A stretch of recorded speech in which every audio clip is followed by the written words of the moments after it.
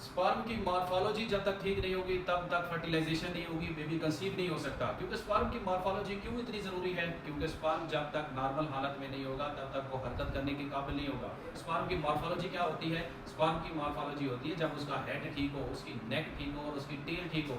क्योंकि बाज़ औक़ात मुकम्मल न्यूट्रिएंट्स ना मिलने की वजह से जब सीमन के अंदर न्यूट्रिएंट्स की कमी होती है, आप ग़िज़ा के अंदर मैग्नीशियम, विटामिन ई, सेलेनियम और जिंक कम मिकदार में ले रहे होते हैं तो स्पर्म मैच्योर नहीं हो सकता। न्यूट्रिएंट्स की कमी हो जाती है तो स्पर्म मॉर्फोलॉजी डिफेक्ट आता है, उसमें हेड डिफेक्ट होता है, जैसे कि माइक्रोसिफेलस है, मैक्रोसिफेलस, पिन हेड या एमॉर्फस हेड आ जाता है। जैसे टेल की डैमेज हो जाती है, टेल कटी हुई आ जाती है, या डबल टेल हो जाता है, या शॉर्ट टेल में आ जाता है, तो ये स्पर्म की मॉर्फोलॉजी के डिफेक्ट है। जब स्पर्म मॉर्फोलॉजी का डिफेक्ट होता है, स्पर्म हरकत करने के काबिल ही नहीं होता, तो वो अंडे तक पहुंचता नहीं है, वो फिलोपियन ट्यूब तक नहीं पहुंचता, वो यूट्रस के अंदर ही रहता है।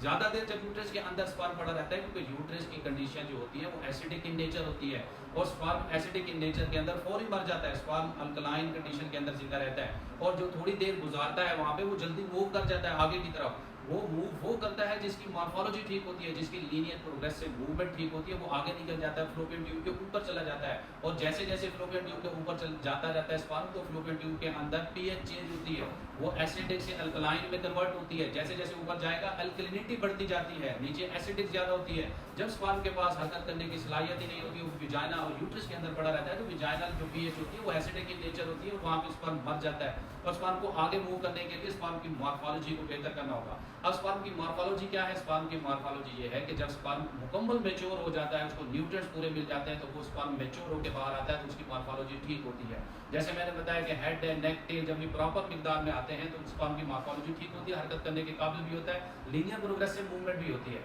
तो स्पर्म की मॉर्फोलॉजी को बेहतर कैसे करें, स्पर्म को मैच्योर कैसे करें? स्पर्म को मैच्योर करने के लिए जो न्यूट्रिएंट्स रिक्वायर्ड होते हैं उसमें सबसे ज़्यादा zinc, magnesium, vitamin A, vitamin C और जो है सेलेनियम ज़्यादा ज़रूरी होता है, जो कि आप ग़िज़ा के अंदर लेते हैं। अगर ये कमी हो जाए इसकी, तो स्पर्म की मॉर्फोलॉजी डिफेक्ट हो जाती है, स्पर्म काउंट में कम आ रहे होते हैं, स्पर्म की प्रोडक्शन कम हो जाती है। तो इसके लिए जो हमारा कोर्स है वो सफूफ़ मुग़ल्लिज़ और मौजूद मुग़ल्लिज़ पर मुश्तमिल है, जिसमें zinc, magnesium, vitamin E, selenium ये बहुत ज़्यादा मिकदार में अंदर होते हैं, जो कि डायरेक्ट स्पर्म की मॉर्फोलॉजी को बेहतर करते हैं, स्पर्म की मोटेलिटी को बेहतर करते हैं, टेस्टोस्टेरोन को बूस्ट करते हैं, जो कि ये सारा केमिकल जो प्रोसेस होता है स्पर्म की प्रोडक्शन का, ये टेस्टोस्टेरोन की हेल्प से होता है।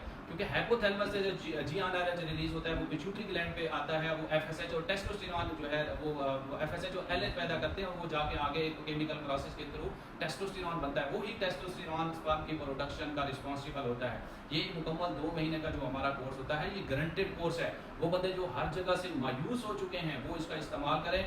सिर्फ 2 महीने का ये कोर्स है, 1 महीने के अंदर रिपोर्टें लोगों की ठीक हो रही हैं, जिनके 20% स्पर्म थे, 10% एक्टिव स्पर्म थे, वो 50 से अबव चले गए हैं और नॉर्मल रेंज में आ गए हैं। स्पर्म की मोर्टेलिटी बहुत ज़्यादा बढ़ती है इन चीज़ों से, और स्पर्म की मॉर्फोलॉजी बेहतर होती है। और DNA फ्रेगमेंटेशन, एक स्पर्म की मॉर्फोलॉजी होती है और एक स्पर्म की एनाटॉमी में DNA फ्रेगमेंटेशन हो जाती है। ये पहले मैंने आपको सारी चीज़ें बताई।